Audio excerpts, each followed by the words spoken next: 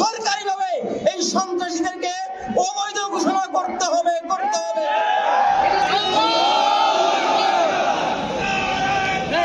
আপনারা সাথে থাকবেন, আমরাও সাথে থাকবো।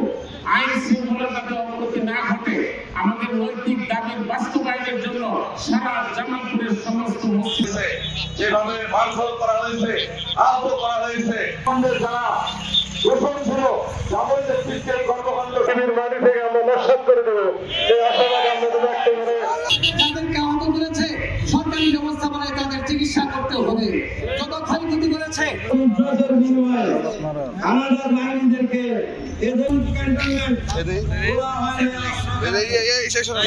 যারা আছে তাদেরকে চিহ্নিত করবেন। আমরা এটা সাহায্য